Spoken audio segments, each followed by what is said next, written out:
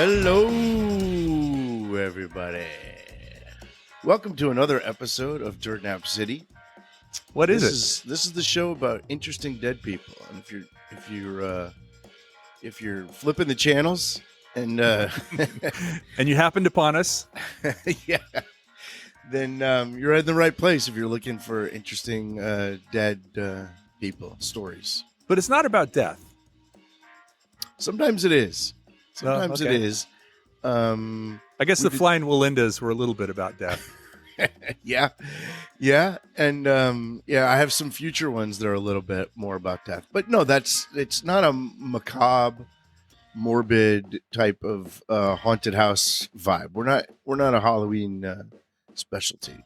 No, we're a comedy podcast about history. We try to feature their life of these interesting people. Celebrate. Sometimes it's their death that's interesting. More often than not, it's their life that's been interesting. Agreed. So I got a good one for you today. Okay. Really in my lane. 20th century. Completely in my 20th century white guy. Completely in my lane, but I would say that it's going to be a little. You and I will be out of our depths talking about this person. Like this is not in our area of our circle of interest. So it's not sports, and it's not because you're sports. It's not like movies or music because I'm both of those. But it is very much pop culture. Okay, pop culture from the 20th century. 20th century white guy, born in 1928 in London. Died in 2012 in Los Angeles. How did I know it was going to be L.A.? I knew it was going to be That's where all either the New York go. or L.A. Yeah, that's where all the good ones go. Yeah. So 2012 he died, and right. 1928 in London. So British guy. Yeah, but you might not have even known he is British. You might not have ever heard him talk. And here's the power. I'm going to demonstrate something now. I'm only going to say one line. And in doing so, I'm going to demonstrate one of three things. Either I'm going to demonstrate the power of advertising in the 1970s. I'm going to either demonstrate that you didn't watch TV in the 1970s. Okay, that's not true. But or I'm going to demonstrate that you have a poor memory. That's probably true. When I give this one line, I have a feeling you're going to get it, even though you've never heard this person talk. You probably don't even know what he looks like, and you aren't in his target market at all. Okay. You ready for the line? Let's hear the line. If you don't look good, we don't look good. Vidal Sassoon? Isn't that crazy, dude? Yeah. One line, you can't picture him, right? You've never heard him talk. I bet he's handsome. You're not, yeah, good looking guy. You're not at all in his demographic. Yeah. But Mr. Vidal Sassoon changed the world with a pair of scissors. Wow. So first of all, I would have thought he was, with a name like that, I would have thought he was Italian or Spanish or something. Vidal Sassoon. The name is actually Greek, I think. Greek. His parents or his dad was Greek, but grew up in London. Grew up as his dad was a Greek immigrant. And mom, was that his real name? Oh yeah. Vidal Sassoon. Yeah. Okay. Yeah. If you don't look good, we don't look good. Before we get to that, though, tell us, Kelly. A lot of people listening don't even know what you look like. But tell us what your haircut history is. My haircut history. Well, I started off, like many children do, with sparse hair, and then I grew into a very blonde child with kind of longish hair. And then I had a period of mullet time during high school and college where I kind of had the business in the front, party in the back, a little bit of curls. Yeah. That's what I remember about you is curls. Yeah, kind of curly hair. And then in my probably 30s, as I started to lose my hair, I had this fascination with Dolph Lundgren. Remember his haircut in Rocky IV? Where it was just short and spiky. Flat top, spiky. I wanted that hair. I always thought that was the coolest haircut ever. And I could never accomplish it because of the curliness. So I finally just gave Wow. up, and You just now, have to go really, really short, I suppose, to get well, I rid of the do. I mean, curls. my hair is a number one. My haircut today is a number one, but that's more to fight baldness. Here's the weird thing about haircuts, Alex, especially in older men. And, I say older, 50 something men. As you start to lose your hair, when you grow your hair out, you look more bald than when you shave it or cut it. I don't know why, but when my hair gets long, what's not there is painfully obvious, but what is there is is um is longer. But then when Wow. I cut it super short, I look like just kind of a tech bro, I guess. Did you ever dye your hair to achieve the Dolph Lundgren look? Several times, yes. Really? No, you never Dude, did. I did it. You I did dyed your it. hair, really? I've done it. I thought you knew this, and this is, if my wife is probably listening to this right now, and she's probably laying next to me in bed because she goes to sleep listening to Dirt Nap City sometimes. So, Jody, if you're listening to this, roll over and pat me on the back. She's And never heard the end of the show, has she? she's never no, it puts her right out, but it works, and she enjoys the first 5 minutes. Sure. But I dyed my hair right before I got married. And so my hair was bleach blonde for not only, I don't know, my bachelor party, which was a snowboarding trip, but also my wedding. My hair, all my wedding pictures, I was bleach blonde.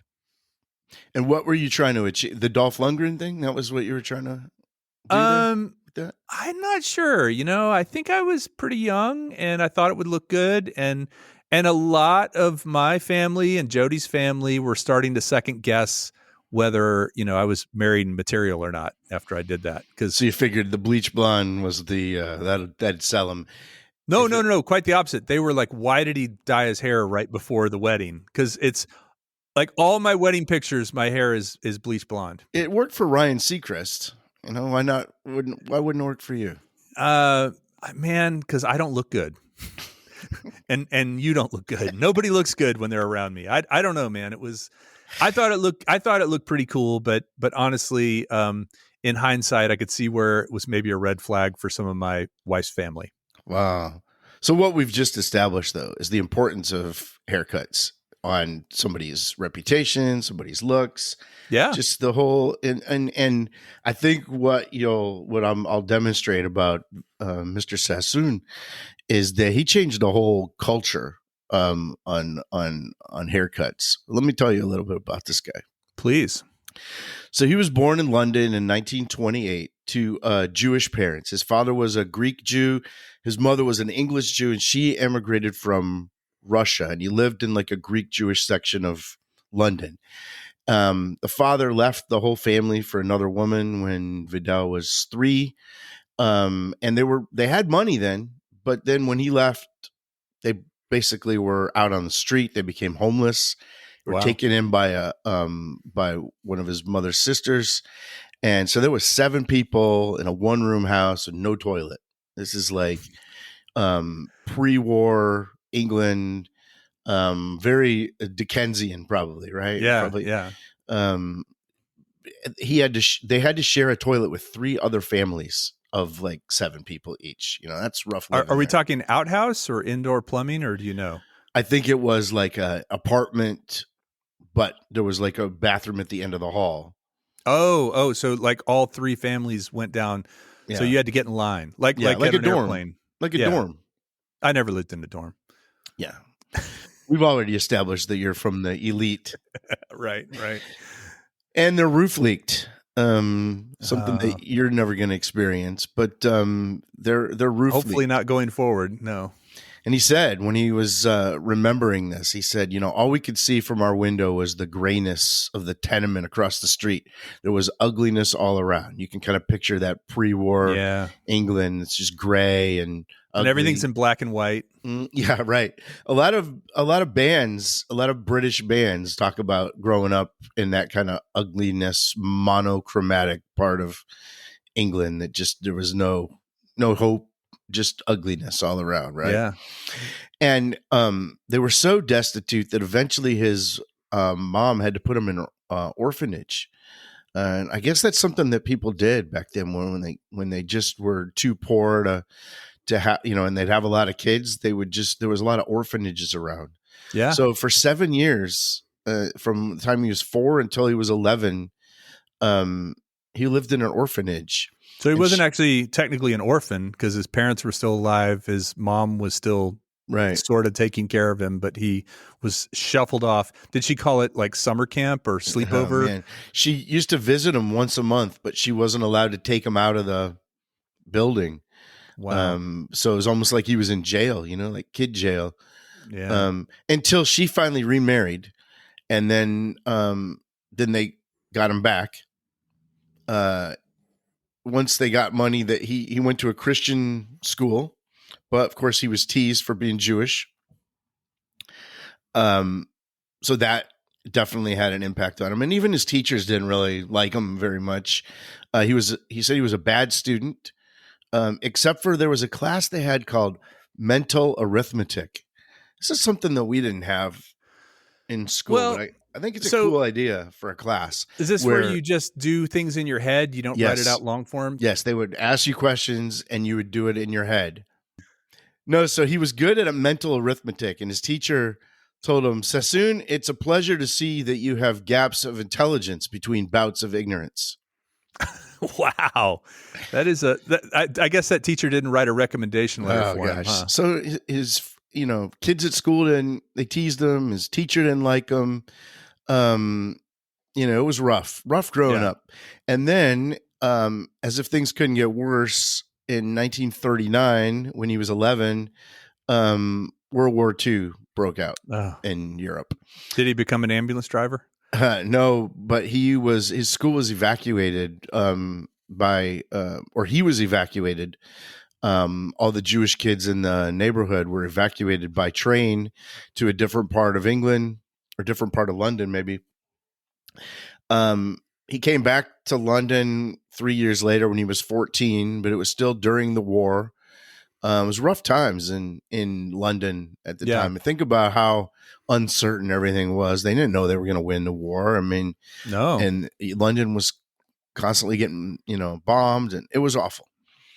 His mom wanted him to be a hairdresser. That's where, and I don't know why she thought that was a good route for him, but he wanted to play soccer. But she insisted on taking him to hairdressing school. Did he get teased about that too? At that point, who cares, right? Right. You're already teased about everything else. Just go with it. Well, it was a 2-year program, and it was a little more expensive than they thought it was going to be, so they left. But then, as they're walking out the door, the head of the school said, "Come back here." He says, "You have very good manners. Start Monday and forget the cost. It's on me." Oh, wow. Okay. And so he went to hairdressing school and really liked it. And what he did that was kind of cool is that to practice his skills, he would go down to Skid Row. That's the real Skid Row in London, and once a week, and he would give free haircuts to the homeless people in London on Skid Row to practice. They're getting a haircut. He's learning. It sounds like a win-win. Yeah. Well, when he was 20 years old, he actually went on a kibbutz and fought in the Arab-Israeli War. I mean, that was the war that established the state of Israel. He said that was the best year of his life. He said, here we have, 2,000 years of our people being put down, and we have a nation that's rising up. So he loved that experience, and it was really formative for him. He kind of felt a sense of purpose. But then came back to England and trained as a hairdresser under a guy named Raymond Besson. Now, we wouldn't know this because we didn't grow up back then, but in the 1950s, Raymond Besson was a famous hairdresser, probably the first famous hairdresser. Can you name a famous hairdresser from the 2020s? No. Okay. But this guy, his name was Raymond Besson, but people knew him as Mr. Teasy Weezy. You like that? Wow. Yeah, Mr. Teasy Weezy. Or some people called him Teasy Weezy Raymond. But he was this guy, and he would have this fake French accent. And Was he English or American? he was English, but he had Okay. fake. Everyone thought he was French because he'd walk around with this fake French accent. And he was the person that actually developed the bouffant hairstyle. Oh, teasy weezy. Because he teased the hair. Mm-hmm. Oh, did you just get that? Yeah. You thought it because he teased Vidal Sassoon? Yeah, I thought maybe everybody else was making fun of him. No, because he teased the hair. Yeah. Okay. So the bouffant, if you can picture the bouffant hairstyle, that was very huge. big in the 1950s, right? Right. Think Alice from the Brady Bunch, right? Yeah. Yeah. She had the bouffant. I think Mrs. Brady did too. Sure. The B-52s a little later. Yeah. They rocked that for years. But that was kind of in camp. Yeah. They were doing it to be ironic or retro or whatever. But right. Yeah. But this was a real thing. And that's how most women wore their hair. Before that, it was, going to the beauty parlor and wearing curls like your great grandparents would have. And about that, women would have to go once a week. They'd go to the beauty parlor. And there was big dryers that went over their head. And you wouldn't wash your hair the rest of the week. And you'd go to the beauty parlor like every Friday or something. And they would wash your hair and set it. And you didn't mess with it the rest of the week. Right. You'd take a shower with a shower cap. You'd sleep with the head covering on. And you would just have this style that was just set like a hat. That's my style, like a hat. Well, then when Teasy Weezy came along, that kind of gave a little glam to the hairstyle, but still, I think it was still, a once a week production and kind of a set kind of thing. Okay. Well, our boy opened his salon in 1954, and his thing was he wanted to get to the basics of like the angles of the head and the cut and the shape and really do some artistic things, but also something that was more modern and low maintenance. So his thing was like geometric shapes. Was he doing women's hair or men's hair or both? Women's hair. Okay. So the bouffant was a lot of work, and he wanted something a little low maintenance, but still looked good. I think in the 1950s, there was no men's cuts. Every guy had the high and tight. Yeah. I don't think, this was before. Unless you were a hippie. But in the 50s, in 1954, I don't think anybody was rocking long hair. Any men were rocking long hair because the Beatles came around like 10 years later with the long hair. But I think in the 50s, there was no like variety of men's hairstyles. You were either high and tight or bald. Okay. And everyone wore a hat, so it didn't matter. Yeah, it sounds like me, man. Maybe I was born too late. But think about it. Men, until JFK came along, and they say that he was the first guy to like he didn't wear a hat. And that kind of started the trend and made it okay to not wear a hat. But if you look at like people, like pictures of baseball games in the stands in the 50s, like every man wore a hat back then. So I guess hairstyle really didn't matter to men. Well, he was not only interested in like the geometric shapes of hair, but he was also interested in not putting a lot of product in hair. That the hair has a natural shine. Right. And so the hair that they called it lacquer that women would put in their hair to like give it this artificial shine. And also probably to keep it rigid, right? To keep it in place. Yeah, probably.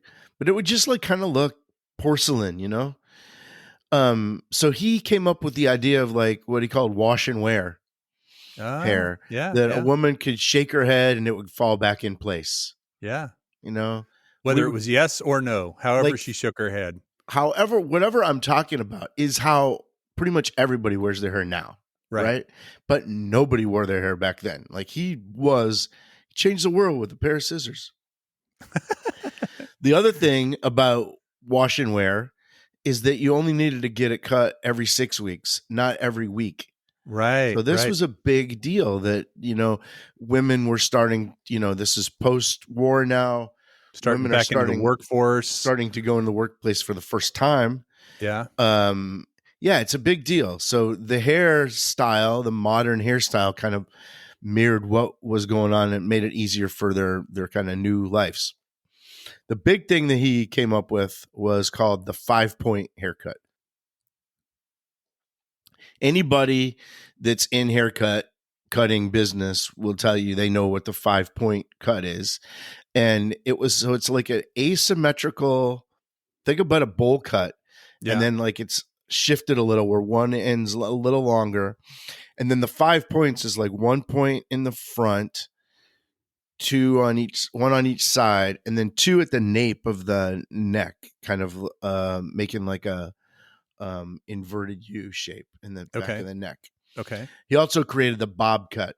So that was big.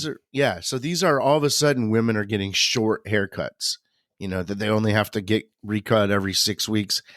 Absolute revolution, changed everything. And this was his invention.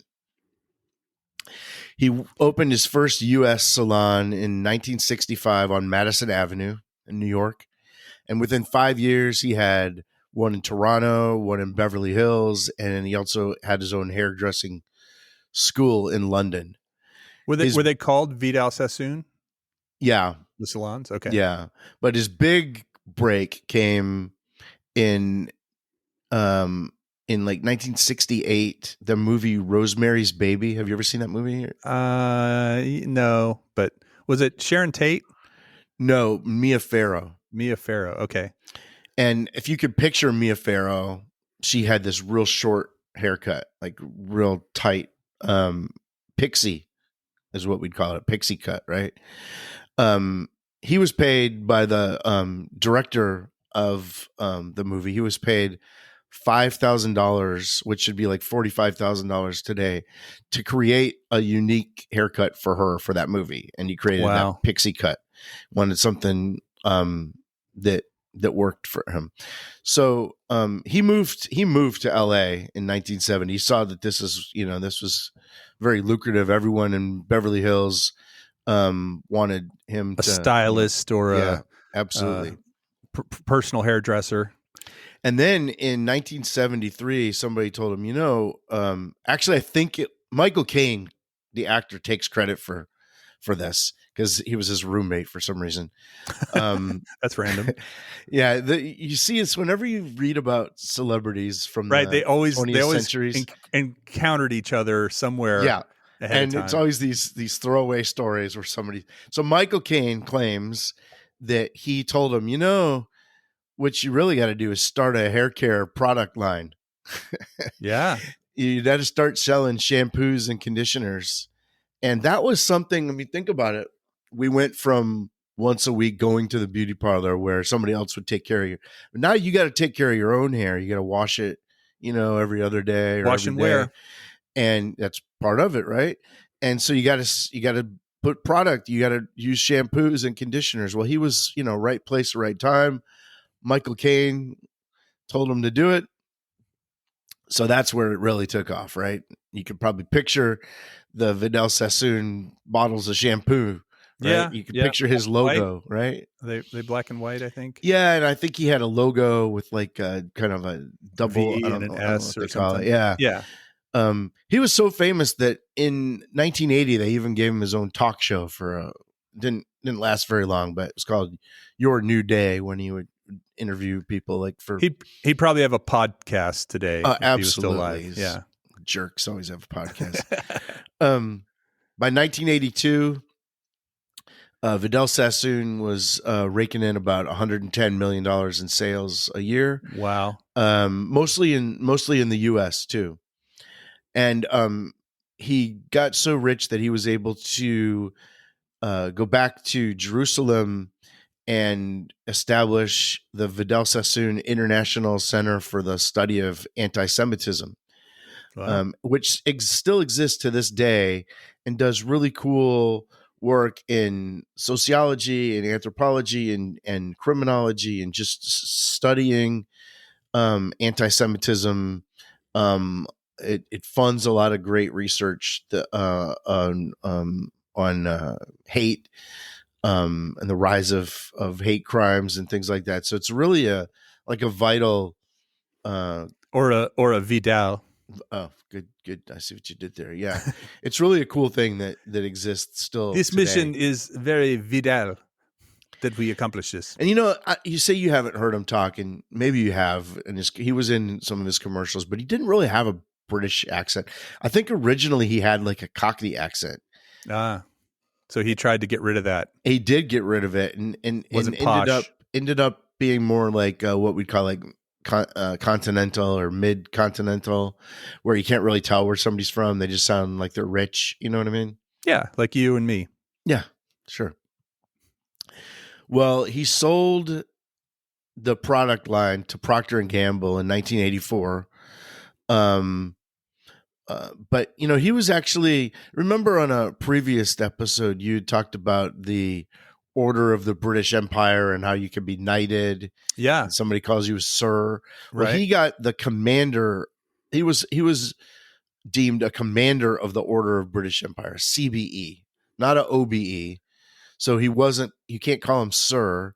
It's just the one right below that. Okay. Yeah. He's the guy that cuts the sir's hairs. Yeah. Right? Paul McCartney, right. Elton John, right? Right. He cuts all the knight's hairs. 2009. I think even Michael Caine might have that. I think he might have leapfrogged him and got the order. I think he might be Sir Michael Caine, if I'm not mistaken. Wow. Okay. Yeah. Talk about, who'd have known all those years ago when those guys were up late playing video games and drinking beer, and then I think there was a lot of drinking beer. Yeah. 2009 is when he got the CBE. He wrote an autobiography in 1968. So he hadn't even really made it huge as we He wasn't knew at the top of his fame and game. I mean, yet. The commercials, if you don't look good, we don't look good. That was 1976. Okay. So 1968, he was famous enough to write his own autobiography. And I love the title of this book. It was called Sorry I Kept You Waiting, Madam. Yeah, I guess he had to say that a lot. That was probably in his vocabulary. Think about it. Yeah, you're waiting. You have a 4:00 appointment. Right. He rolls out at 4:20, and what does he say? Dude, it's 4:20. All right, 4:15. He says the shortest word in the English language. You know what that is? What's that? Here. Let's say he comes out at 4:15. Okay. And he says, "Sorry, I kept you waiting, madam." Yeah. And in his posh, can't identify where it's from accent. Right. I really want to hear his voice now and see what it was like. Yeah, it was very smooth. Like you said, he was a good-looking dude, very tan. Yeah. Already had olive skin. Right. He's Greek. Yeah. So very very tan. And had nice, beautiful gray hair as he got older. Yeah. They made a documentary about him in 2010, and it was called Vidal Sassoon, the movie, How One Man Changed the World with a Pair of Scissors. Oh, so that wasn't me saying that. Yeah, that was that's great though. It's a great title. But the legacy that this guy left was blending, like men's haircuts now. Yeah, blending, edges, layers to the hair, like all that shaping and geometry and all that stuff, and not when you think about it, when you look at movies from the 40s and 50s, all the men kind of have the same look and all the women kind of have the same look. Not only was it liberating for them, but it was also opportunity for people to have their own individual cuts, by breaking out of the teasy weezy mode. Like I said, I rocked the mullet for a while, and I wouldn't do it any other way. That was my look. That was my jam. I mean, I guess if I could have done the Dolph Lundgren thing, I would have, but I didn't ever get there. Now, Kelly, we're 35 minutes in, so your wife is asleep right now. Yes. So let me ask you this: what kind of hair do you like on women? Oh, what's your favorite kind of cut? Well, I'm not big on the fussy haircuts, so I think something that's wash and wear. What would you consider fussy? Oh, anything. So you know what a blowout is? I've heard of it, but I couldn't tell you. I know exactly. These salons have places. And I think it's a Brazilian thing. Right. You go in for a blowout where all they do is use the blow dryer to kind of fluff your hair up. And Oh women will yeah. this is back to those days when they'll go in once a week or, every 2 weeks to have a blowout to make their hair. And I guess there's a way to make it stay that way for a while, And and it then they have to looks go do it ends again. up looking like you're in a hair metal band. Yes, like you're the lead guitarist for Poison or Rat or something Sure, like that. sure. Damn Yankees. I do like it pulled back. I can see short hair looking good. I guess if one thing I like about what my wife does is she changes it up pretty often. Like she'll do it differently on different days. It's not always the same. So you can feel like you're with somebody else. Is what you're saying. I hope she's asleep. Jody, if you're still awake, please don't hit me. This is Hey, you like Alex. to mix it So up? so let me ask you a question. No. How often do you get your No. haircut? No, I'm not going to ask you anything about Tracy. How often do you get your haircut? About every 6 weeks. Okay, and how often do you wash your hair? Every single day. Every day, huh? Because isn't that sort Sometimes of bad? twice. Really? Yeah. Because I feel Well, like I'd never take a shower without washing my hair, and a shower every day. There would never be a time where I would not wash my hair if I'm in the shower. That's ridiculous. I remember this really awesome shampoo that you discovered. It's Girl Scout Thin Mint shampoo. Native. The Nate? brand is called Native. Okay. Is that your favorite type of shampoo? It actually is, yeah. Really? Because it smells like No, Thin Mints? no. I actually use a different scent, but Native is a good brand. Yeah, I like it. Hey, if you're listening and you're from Native, throw us something. A little something. Yeah. I mean, We definitely talk about our hair every episode if you gave us some sponsorship. every episode features some we'll go back from earlier episodes and put in, if you want to know, we'll talk about Typhoid Mary's hairstyle. Right. We'll just insert that stuff into old episodes if you want to throw us something. So I had heard that washing your hair every day dries it out, and not that I have a whole lot of hair to worry about. I was going to say, but you don't have hair and I do. So why are you telling me what's bad for me? Whatever I'm doing works. That's true. Mine's all falling out. So okay, no, I'll go with that. We're not going to get into hygiene too much. If you want to hear about our hygiene, listen to the Typhoid Mary episode, because we did talk a lot about hand washing and bathing and stuff like that in that episode. But I definitely don't wash my hair every day. I intentionally, like, if I'll take a longer shower after a couple of days, and then there are days I don't if I didn't do anything that really got me sweaty, and then there are days that I'll just rinse off quickly, so. I'll tell you what, I love the feeling of getting my hair washed. I don't know if it takes me back to when I was a kid and my mom would wash my hair, but man, there's nothing better than rolling up at a hair cutting place, putting your hair in that sink, and they make the water warm water. Man. Yeah. And then they gently massage that scalp where it's almost like their nails are in it, but not, they back off a little, Yeah. Wow. And it's such a good feeling. There's nothing better than getting your hair washed, man. That's the height of luxury.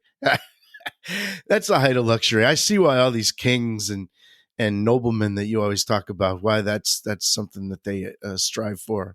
I have not had that done in probably 10 years, because I have not had my hair cut by anyone other than my wife, who it's just a number one guard on the razor in the backyard. Wow. So during COVID, my wife attempted to cut my hair. She bought a hair cutting set on Amazon. I sat in the bathroom. I sat on a swivel chair. Probably the one I'm sitting in right now. And the little kit even came with a cape. Oh, she wow. was so excited. She got these scissors she was real excited about getting the tools. And then when it came time to actually do it, it was a disaster. Now, my wife's very talented in a lot of areas, smartest person I've ever met, but it was a struggle, man, to cut my hair. First of all, she would always have me hold all the stuff she wasn't using. So and you were probably a picky little bitch the whole time too. It was awful. Actually, I was laughing through the whole thing, and then she would look at, and she just did such a bad job of it. But at the time, I was teaching on Zoom. So it didn't really matter what the back of my head looked like. So we only cared about making the front look good. So the back was a disaster. We both agreed that it really didn't matter what the back of it looked like. Right. But it was a mess. Party in the back. And she couldn't wait until I went and but I think she did it 2 or 3 times. And it was a mess. Yeah. But it was fun though. It was funny. Good memories on that. I never got mad about that. I didn't care. Yeah. Now, what you already kind of told me that you like, I was going to say, what kind of hair do you like on men? Like, what do you think is a good haircut? But I think you already told me your ideal is kind of the Dolph Lundgren. Dolph Lundgren. In How do you Rocky feel IV. about dudes with long hair? Like, do you get jealous of that, or do you? What do you think about that? I think certain people could really rock that, but like if you're going bald at all, you got to just get rid of it. Like you really can't do the sort of drape down over the shoulders with nothing up top. That Ben does Franklin? not work. Yeah, you cannot do that. You can't do the BF. What guys do you think have good hair? Well, the guy from the commercials of Dos Equis, the most interesting man in the world, or is that Modelo? No, that was a while ago, but that's just a good beard. He has that gray. Oh, it's like curly gray. Short. Yeah. And I just watched this movie called Wolves, and George Clooney has really great hair. And again, that's kind of gray hair. Trying to think of a younger person that kind of like Billy Corgan's look. If you know, completely bald, shiny bald head. Yeah. Dave Grohl had some beautiful hair back in the day, and he still has decent hair. So yeah, you hadn't listed anybody with long hair, but okay, now. Oh, Dave Grohl. I mean, first of all, Dave Grohl was a very handsome fellow back in the Nirvana I think he days. got better looking with age, actually. Really? I think he's better looking now than he was in Nirvana. Including his hair, though? Did you ever see his hair back then? Yeah, he had good hair, for sure. And then I'm going to give it a shout out to my neighbor, Patrick. So Patrick lives kitty corner behind us, like kind of catty corner behind us. And Patrick has long braids. And I think Patrick must be partly Native American because he has just long, beautiful braided hair and a full head of hair. And he's my age or maybe a little bit younger. But Patrick, my neighbor. Yeah. How about you? I never was able to grow long hair. My hair doesn't grow down; it grows out like a mushroom. Same. So I was always kind of jealous of people. I would have liked to experiment with long hair at some point in my life. I never got to. It also wouldn't grow real straight. But it wasn't curly either. It would just grow out. But like Eddie Vedder, I think is somebody in the 90s that had really anybody that could kind of toss their hair. Yeah, I was cool. jealous of. Like, like Anthony Kiedis, or Eddie Vedder.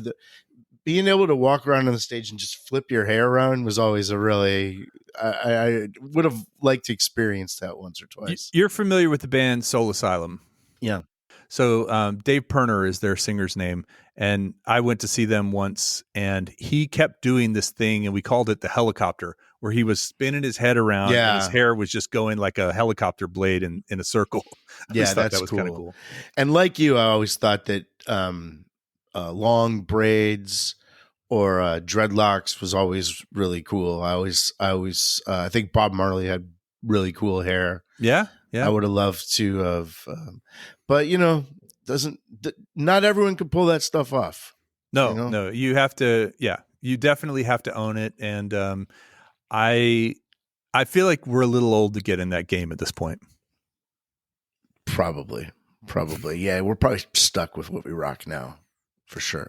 So what were Vidal's latest, like in his latest years? Anything, he said he was given a honor by the Queen or by the British government. He moved to LA. He was, did he have any sort of famous marriages or affairs with people or anything? No, well, probably, but we won't go into that. But what happened was Procter and Gamble kind of mismanaged, in his opinion, mismanaged the brand. Oh, so it ended up tasting like glue. Oh, shout out to the old Colonel Sanders. Episode 2. No, he said that they didn't put as much marketing energy into the Vidal Sassoon brand. You know, a big company like Procter and Gamble, that's just another shampoo that they have, you know. And at the time, he said they favored Pantene over his. Yeah. And he actually sued them because he said that, you know, that wasn't part of the deal. I wasn't just going to sell this to you so my name's on this still, you know, you could destroy my name. And they really kind of ran that into the ground. He also had one of his assistants named Paul Mitchell. Got big on kind of went his own way and did his own thing. And Paul Mitchell designs and Paul Mitchell hair products is something you still see. Oh yeah, that's probably bigger than Vidal Sassoon now. Probably now, for sure. In fact, when you said who's another famous hairstylist, that's the one that I was come up with. That just goes to show you the fact that we can't name one of how impressive he was. You know, I mean, there was Mr. Teasy Weezy. Right. Vidal Sassoon, Paul Mitchell. It's basically it. Now, I'm sure that if the Holy Trinity. If we were in the business, I'm sure that even if we were adjacent to the business, if we were actors, we would probably know who the big hairstylists in Hollywood. I mean, those are probably famous people in that world, in that industry. Yeah. But this guy transcended all that. He wasn't just a hair cutting Mia Farrow's hair, but he was influencing people all over the world and especially in the US. Like all the haircuts today are still from the DNA of the 5-point cut. And I mean, I just think that his legacy can't be overstated, that he was like responsible for the modern look that we think of attractive people these days. If you watch an old movie, those people look different. They look like they're from a different planet but if you watch a movie from the 70s, those are just styles that keep coming and going. You know what I mean? Yeah. And from the 80s, I mean, those things come and go, but they're all like a descendant of this guy's look. So he had an enormous impact on the 20th and 21st century, what we consider to be attractive looks. So next time I squirt some shampoo into my hair, I will raise a toast to Mr. Vidal Sassoon. What do you do it every month or so? Every month and a half. You're not one of these guys that says, "Oh, you know, I've heard that horse shampoo is really," because they sell that too. You know. No. I think we're rocking actually some Pantene. All right, Native forever. Native, let's do this. Get us on your advertisers list. Yeah, we will definitely use your product and talk about it.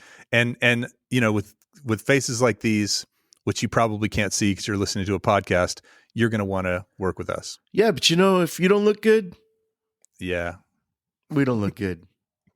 Bye.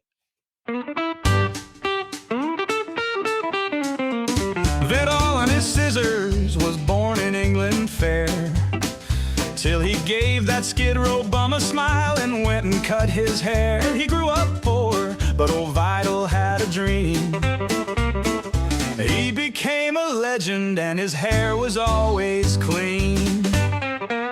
Before Vidal came to town, most men wore a hat, and the women went to the salon eating cheese and getting fat.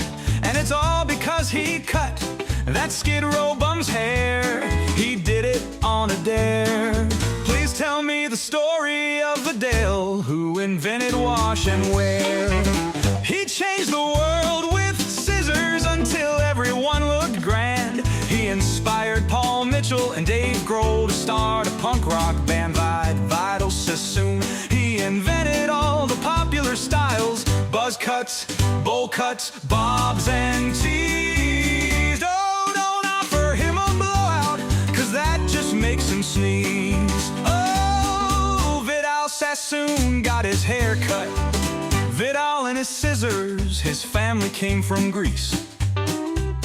His family's very rich these days, especially his niece. Other brothers, sisters, brother, mothers, cousins, uncles, dog is even looking pleased these days, like a mullet on a frog. Hey, Vidal Sassoon, you know? Buzz cuts, bowl cuts, bobs and tees. There was before, don't offer him a blowout. It's time for him to go out. Oh, Vidal Sassoon got his hair cut.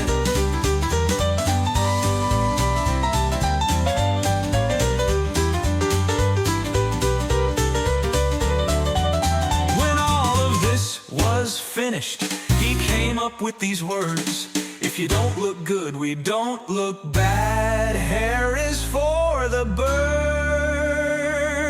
Oh,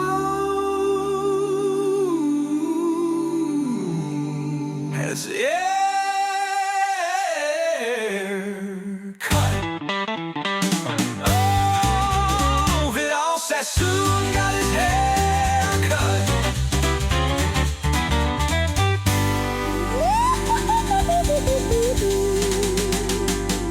When all of this was finished, he came up with these words: if you don't look good, we don't look good. Bad hair is for the birds.